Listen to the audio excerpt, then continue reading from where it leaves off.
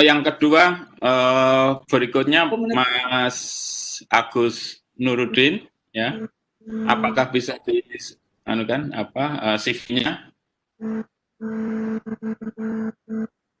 Kok suaranya? Oke, saya bacakan saja. Jadi pembicara kedua atau narasumber kedua ini Mas Agus Nurudin. Kalau Mas Agus Nurudin ini hampir seangkatan dengan saya. Jadi waktu mahasiswa masih sering ketemu. Ya. Dia alumni FTP UGM, kemudian S2-nya di FEUI, kemudian S3-nya FE Unpad. Ya. Jadi ini agak serong dari FTP ke Fakultas Ekonomi. Ya. Jadi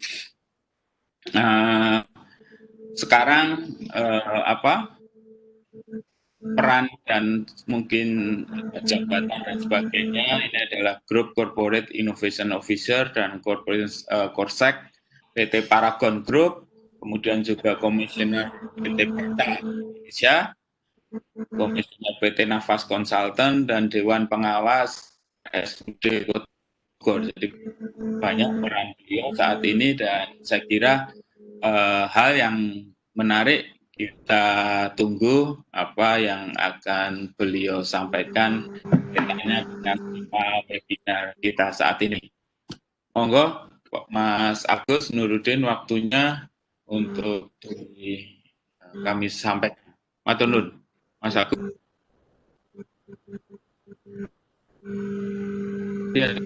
Ya. Mohon maaf tadi masih di mute. Terima kasih. Assalamualaikum warahmatullahi wabarakatuh. Waalaikumsalam. Terima kasih Bu Trise sudah diundang. Terima kasih Bu Prof Maya udah mengundang dan tentu saja Pak Jagal sebagai senior. Mohon maaf mungkin ini saya bukan ahli bukan ahli ikan sebenarnya. Cuma kebetulan ada data aja sebenarnya karena kebetulan saya sebagai alumni FTP itu memanfaatkan beneran FTP. Jadi sekarang bergerak dari perkosmetikan, terus kemudian persepatuan dan perumah sakitan dan lain sebagainya. Jadi banyak nyasar-nyasarnya gitu. Jadi mudah-mudahan saya nggak tersesat aja. Yang pertama mungkin saya sebenarnya udah siapkan ada satu slide. Apakah di-share dari panitia di situ ya? Bisa langsung, Mas. Bisa langsung. Oh, bisa langsung ya? Ini sedang Oke, nggak apa-apa. Mungkin kita mulai aja. Sebenarnya saya punya cuma 4 agenda aja. Jadi yang pertama itu lebih kepada menyoroti beberapa yang terakhir adalah data yang dipunyai dari KKP. Jadi saya ngambil beberapa data dari KKP sampai di tahun 2020 malah. Jadi kalau melihat dari semua, tapi ini adalah data semua jenis ikan, baik itu perikanan yang ada di darat maupun di laut, tetapi sampai sebelum adanya pandemik sebenarnya, grafik kita menunjukkan selalu terjadi kenaikan. Memang pada saat pandemik ini, di sini ada sedikit penurunan, termasuk di dalamnya adalah nilai tukarnya. Jadi kalau dilihat dari data ini memang pandemik ini berdampak kepada banyak hal ya. Tapi nanti kita lihat dari segi aspek konsumsi. Ini kan kita lihat dari segi aspek produksi. Nah, yang kedua kalau dilihat dari kontribusinya memang perikanan laut itu masih lebih kecil daripada artinya ikan tangkap yang ada di laut lebih kecil daripada ikan budidaya.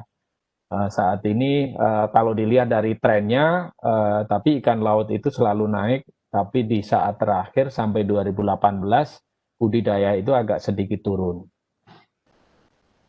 Di situ juga ada jelas bahwa keterlibatan berapa rumah tangga yang terlibat dan lain sebagainya, kalau dilihat dari budidaya yang ada di darat itu di atas 1,5 juta rumah tangga, kalau yang di laut itu lebih dari 600.000 rumah tangga.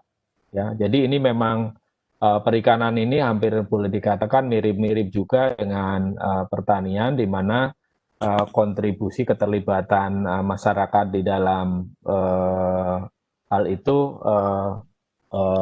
di dalam berbisnis ini, sektor ini itu cukup besar sebenarnya. Nah, kalau dilihat dari ikan ini dibawa kemana, sebenarnya ikan ini lebih banyak kita pakai juga sebagian untuk ekspor. Ya, nanti kita lihat juga mengenai konsumsi. Dan pada saat terakhir kemarin, dari segi aspek nilai ekspornya naik, tetapi secara volume turun. Jadi praktis ini terjadi nilai jual keluar itu naik.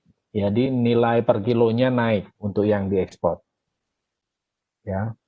Kemudian next slide-nya kalau kita melihat dari production quantity, jelas ini tadi saya sudah sampaikan bahwa masih terus mengalami kenaikan dan pertumbuhannya itu sebenarnya masih di atas 6%. Jadi praktis sebenarnya sektor perikanan ini sektor yang sangat menjanjikan karena kan kita sampai 2019 GDP kita kan nggak pernah lepas dari sekitar 5,5 sampai 5,3, nggak pernah lepas dari itu. Sementara sektor perikanan ini CAGR-nya atau average growth rate-nya itu selalu di atas 6%. Nah, ini adalah beberapa gambaran slide berikutnya itu tentang variasi dari produk-produk ikan. Ini saya ngambil di 2014 dari ke kantor Kementerian Industri, di mana di situ dried salted itu paling besar kontribusinya. Bahkan kalau ditambah dengan smoke itu udah di atas 50%. Dan tadi saya sudah sampaikan 5 tahun terakhir itu di atas 6% ini sebenarnya konsumsi. Kemudian ini adalah angka konsumsi per kapita. Tadi Bang Ben mengatakan bahwa konsumsi per kapita itu 30-40, sebenarnya kalau di sekarang ini sudah di atas 50. Jadi 2019 itu di atas 50, sudah di atas 50. Dan kita mengarah ke diharapkan tadinya kalau nggak ada pandemik itu 54 kilo per kapita. Jadi kalau 50 kilo saja kali 250 juta, wah itu sudah besar sekali jumlahnya. Tadi saya hitung kalau dengan harga anggap aja misalnya 50.000, industri ini dalam negeri saja untuk makan ikan itu menyerap sekitar 62 triliun consumption nilai rupiahnya. Jadi cukup besar potensi di sini, tinggal kita bentuk dan variasinya seperti apa yang namanya makan ikan ini. Karena kalau dilihat justru PR-nya ini ada di Jawa sebenarnya. Tingkat konsumsi ikan itu di Jawa itu jauh lebih rendah daripada di provinsi-provinsi luar Jawa. Khususnya Jawa Tengah sama DIY ini PR-nya kita bersama ini. Jadi makanya Bang Ben tadi senangnya mengirim ikan ke Jogja katanya gitu. Jadi biar makan ikan ini warga yang di Jogja. Kebetulan ini paling rendah kalau saya lihat dari grafik sebelah kiri ini. Dan kalau tadi kita melihat pertumbuhannya di atas 6%, ini masih cukup menjanjikan. Tapi kalau dilihat dari tetangga-tetangga, Malaysia sudah di atas 70 kilo, Singapura di atas 80 kilo, bahkan ini Jepang udah jelas di atas 100 kilo, bahkan data terakhir yang saya dapat.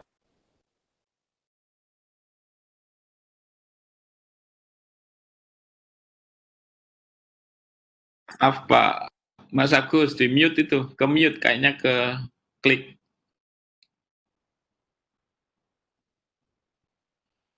Mic-nya masih, ya. Udah ya? Oke. Jadi mohon maaf. Jadi kalau dilihat dari sini terlihat bahwa yang namanya konsumsi di DIY itu memang masih rendah sekali. Jadi tadi saya mencoba membandingkan dengan di Malaysia itu sudah di atas 70, bahkan kalau di Jepang ini ada Pak Jagal, ada Bu Trise kan pernah tinggal di sana, tinggi sekali di sana sekarang sudah di atas 150 kilo per kapita per tahun. Jadi terbayang nanti industri ini akan berkembang seperti apa dengan pertumbuhan 6%, sangat menarik sekali tentu saja. Next slide.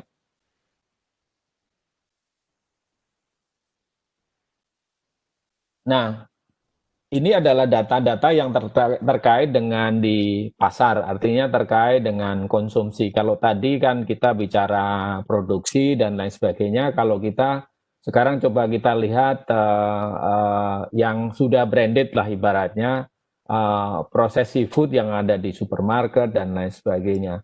Coba kita lihat kalau dari sini, kalau dibandingkan dengan meat, trennya kita sempat ada gelombang sedikit di tahun 2018, di mana di situ 2018 itu ada isu cacing di dalam kaleng gitu ya. Ternyata itu teman-teman pengusaha ini sangat terganggu dengan isu itu dan itu menurunkan tinggal sisa 40% dari market sebelumnya. Jadi besar sekali dampak dari itu. Kemudian dari segi nilai rupiah juga sangat besar dan persaingan kita di dalam konsumsi itu memang istilahnya itu stomach share ya. Stomach share itu adalah perut kita itu diisi apa saja sih, saingannya sama tadi meat. Jadi poultry ini murah sekali kan. Bahkan isu di Jogja tempo hari pada saat harga ayam murah itu dijual sama peternak satu ayam 5.000 ya. Jadi itu luar biasa. Jadi mungkin karena kalau di Jawa Tengah itu, mohon maaf, mungkin jangan tersinggung ini forumnya diskusi. Jadi di Jawa Tengah kan itu dari banyak hal pendekatannya itu adalah pendekatan fungsional dan ekonomis. Jadi kalau memang lebih ekonomis pakai alternatif protein apa, mereka akan pindah apa.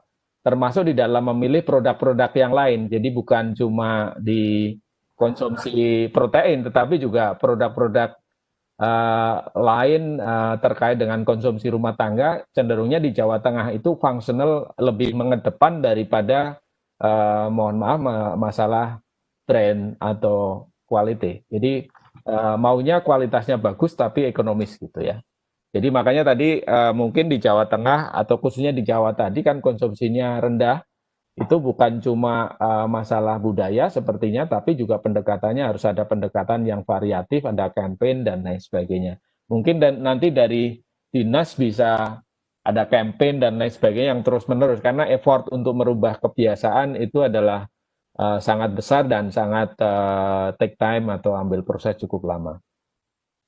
Nah ini adalah gambaran tren dan yang kanan itu saya mau sampaikan bahwa sekarang ini pemainnya siapa saja sih yang bermain ada di situ. Ada dua yang dominan sebenarnya ada di situ, yaitu So Good. Jadi sebenarnya ini adalah dua hal yang permanen sama Karun Popan sebenarnya. Ya. Prima Food sama So Good sebenarnya yang paling dominan. Next slide. Nah, ini adalah kalau kita lihat dari segi aspek kontribusi, kalau ikan itu ternyata paling banyak itu seafood ball, jadi dibikin kayak model bakso gitu ya, itu 44%. Jadi kalau kita mau bikin produk ternyata paling well accepted itu ada di situ. Yang lainnya itu ya belasan persen, ada udang di situ, ada fish finger dan lain sebagainya, tapi yang paling tinggi itu ternyata seafood ball. Dan kalau dilihat dari aspek channelnya, ini memang penjualannya karena butuh pendingin, akhirnya penjualannya paling besar adalah ada di modern trade, ya. Dan menurut saya sekarang yang ada di modern trade pun sudah variatif, bahkan pasar-pasar tradisional pun sudah mulai ada yang menyediakan chiller atau freezer gitu ya. Dan kalau kita nanti ke depannya mengadop dari bagaimana es krim dijual, Dan kita belajar dari market persaingannya di pasar es krim misalnya, itu ada es krim Ice dan ada es krimnya Unilever, Walls gitu ya.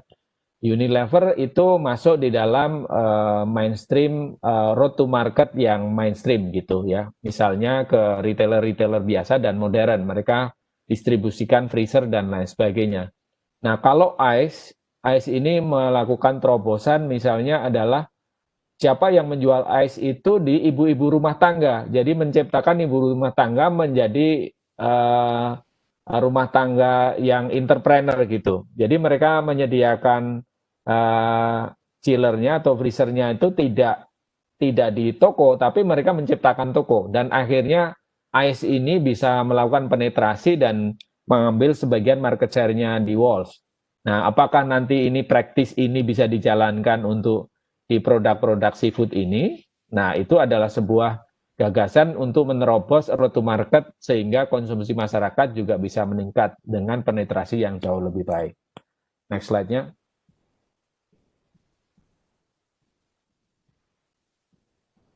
Nah, kalau ini saya coba membandingkan bahwa kalau di market di Indonesia untuk yang proses seafood itu self-stable seafood itu masih yang paling dominan. Jadi artinya kan ini produk-produk yang sudah olahan yang lebih jauh lagi bentuknya, derivatif dari seafoodnya itu masih relatif kecil sebenarnya secara market. Di sini CAGR itu rata-rata pertumbuhan tahunan di 5 tahun terakhir itu kenapa kecil? Karena sempat terjadi shock di tahun 2018.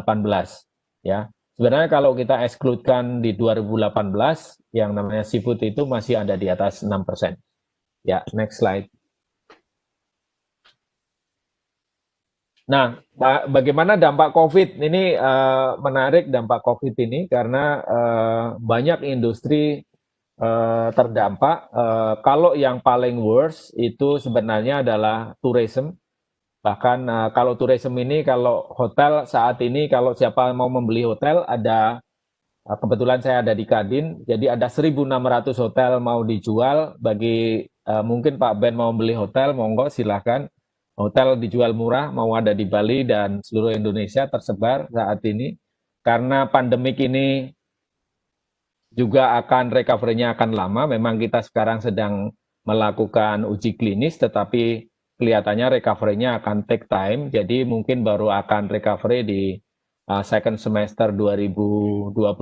Itu pun kalau vaksinnya tadi benar-benar bisa dijalankan dengan lancar dan baik, ya. Jadi ini hotel masih akan perlu sangat butuh waktu karena saat ini okupansi hotel itu di bawah dari 15%, ya.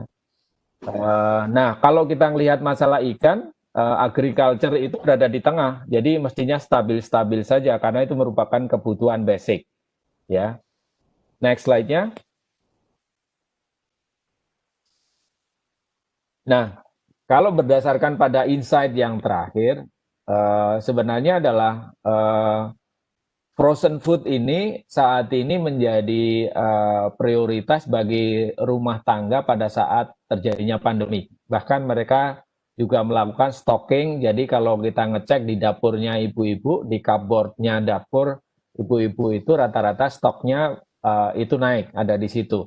Dan berdasarkan pada masukan dari beberapa pemain, kita bicara dengan seafood canning atau self-stable proses food tadi, seafood tadi, itu beberapa pemain saat ini sebenarnya shortage dengan produknya karena konsumsinya mendadak naik pada saat pandemi. Dan shortage ini tidak berarti ikannya nggak ada. Mungkin Pak Ben bisa confirm bahwa mungkin ikannya ada. Yang jadi masalah adalah kemasannya pun terbatas. Jadi kaleng pun saat ini terbatas untuk ngemas ini karena kebutuhan dunia dan suplai kaleng itu juga terbatas. Jadi saat ini walaupun naik 15%, jangan-jangan sebenarnya bisa naik lebih daripada 15% selama pandemik ini. Jadi kalau saya lihat dari semuanya tadi, in summary, next slide. In summary sebenarnya konsumsi ikan ini masih rendah dan ini selalu masih akan naik, tetapi di situ ada satu share competition, stomach share competition dengan alternatif protein lain, yaitu dari poultry maupun daging sapi, ya. Yang kedua, ikan ini masih menjadi komoditi ekspor, ya. Ada teman saya pengusaha di Sorong yang selalu nangkapnya di daerah Laut Timur Indonesia gitu, dia monitor cuma dari hotel di Sorong, kebetulan dia punya hotel, kerjanya monitornya lewat handphone, udah langsung nanti bisa disuruh kapalnya jalan kemana dan lain sebagainya. Jadi kadang-kadang nggak sampai mendarat, Bang Ben. Yang ketiga sebenarnya adalah perkembangan konsumsi masih naik, dan tantangan untuk seafood sebagai ekspor adalah bagaimana kita mengekspor seafood ini tidak dalam bentuk sebagai komoditi, tapi menjadi branded product. Jangan sampai kita menjadi komoditi seperti coklat. Indonesia itu penghasil coklat terbesar ketiga di dunia, tapi nggak ada brand coklat dari Indonesia yang diekspor ke negara lain menjadi coklat yang sangat super berkualitas. Padahal kita nomor 3. Kita harus meniru komoditi kopi, di mana kopi kita itu menjadi tuan rumah di negeri sendiri, itu yang pertama. Yang kedua, yang diekspor juga sudah dalam bentuk brand-brand kopi Indonesia. Itu udah banyak, ya. Jadi kita untuk seafood ini tantangannya adalah bagaimana menciptakan brand-brand derivasi turunan dari produk seafood yang branded, yang bisa diekspor ke negara lain, bukan dalam bentuk komoditi. Jadi ada added value yang diproses di Indonesia dari segi aspek processing, dari segi aspek marketing, dari segi aspek branded, ada added value. Yang kelima, pandemik ini kalau sekarang menjadi akselerator sebenarnya untuk proses seafood dan produk ikan olahan lainnya. Jadi semuanya rata-rata stay at home dan melakukan konsumsi dengan sehat, dan ikan ini adalah salah satu komoditi yang bisa dilakukan penetrasi lebih baik di rumah tangga di Indonesia. Jadi ada banyak tantangan, tetapi saya masih sangat positif dengan perikanan. Kebetulan saya banyak bergerak di bidang yang lain juga, tapi kalau saya melihat perikanan, teman saya di Jakarta itu yang punya gudang cold storage ada 5 juga, mereka bilang bahwa saya nambah 5 lagi masih akan penuh, Pak, dia bilang gitu. Jadi ini adalah menunjukkan bahwa sektor ini sektor yang sangat promising, dan kedepannya untuk konsumsi dalam negeri saja pun itu masih sangat menjanjikan. Terima kasih, saya kembalikan ke Pak Lili, mudah-mudahan bermanfaat. Assalamualaikum warahmatullahi wabarakatuh.